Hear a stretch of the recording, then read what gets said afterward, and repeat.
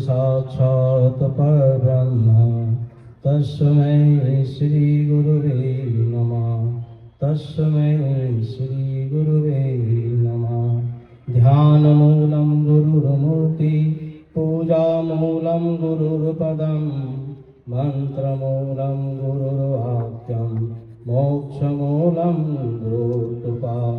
मोक्षमूलं गुरुकृपा।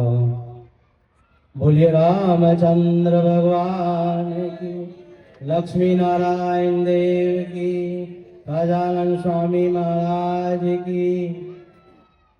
केम भूख लगी जैसू? हाँ, जय तो बोलो।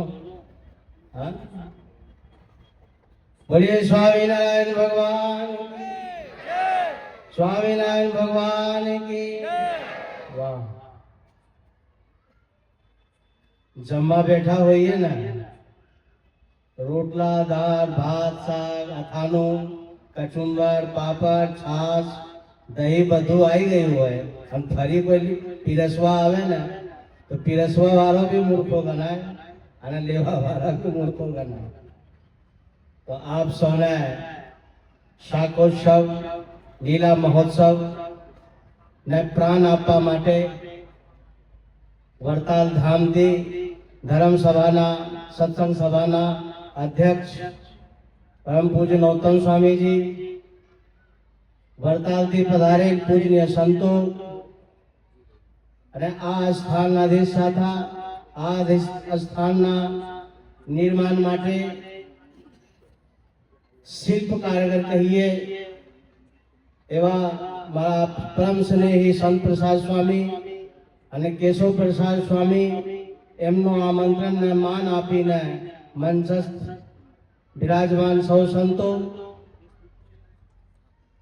વિશેષ નહીં કહેવું, આજે કલાષ્ટમી છે અને કલાષ્ટમીના નિમિત્તે લક્ષ્મીનારાયણ દેવ ભગવાન સ્વામિનારાયણ ભગવાનના સાનિધ્યમાં અને આવા સંતોની કૃપા મળતી હોય, જે એવા સંતો તીર્થોને પણ પવિત્ર કરે એવા સંતો પણ જ્યારે બિરાજમાન હોય તો આપણા જીવનમાં સમજો આજથી તમારા 100 કલાક ખીલી ઉઠી હોય। नौतम स्वामी जी कीधु लोया गाम में स्वामीनारायण भगवान जारे शाक मनाया शाकोत्सव जारे कर्यु ते वखते भान करावता था कि तारे क्या छो तो लोया में छो, लोया गाम में छो। तू एटलू ज कहूं छू पोताना घरे थी जरे जजो भगवान नो महाप्रसाद लेने, भगवान नो अमृत रूपी प्रसाद लेने એને પણ લોયા ગામ સમજો અને અહીંથી ગયા પછી જે જગ્યાએ જશો પોતાના ઘરને પણ લોયા ગામ સમજો। જીવનની અંદર મળે બહુ પણ આપણે આચરણ થોડું પણ કરીએ ને તો ઘણું છે। અને સંતની મહિમા વિશેષ મારે શું કહેવું, પારસ મણીમાં એવી શક્તિ હોય છે કે લોખંડને પણ સ્વર્ગ सोनू बनावी आपे छे, पण पारस मनी में इतनी शक्ति नहीं कि कोई पत्थर ने पारस मनी बनावी सकतो है। पण एक संत में केवी ताकत होय छे कि कोई ने दृष्टि नाखे कि न संत जीवन न संत न चरण में एमनो पाछो लावी आपे छे। एक पारस मनी करता पण विशेष होय छे। तो आप सब बहु भाग्यशाली छो। हमेशा आप सबने हरिनु भजन करवानुं मनता है, हरिना धाम में जवानुं मनता है અને હરિને જે કામ કરે એમના જોડે સહયોગી બનવાનો સહભાગી થાય। ધન્ય છે મારા રેખાબાના।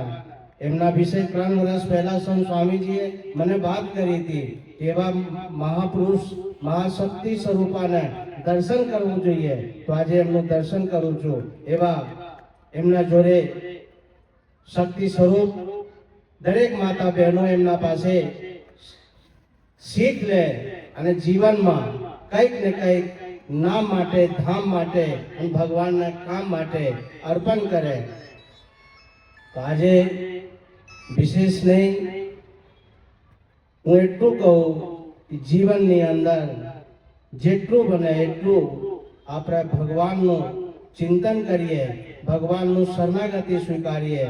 ગમે એટલું મહેલ હોય, ગમે એટલી 5 કરોડનો બંગલો હોય કે 2 કરોડની ગાડીમાં ફરીએ, છેલ્લું સફર આપણું એક 50 રૂપિયાની માટકીની અંદર જતું હોય છે.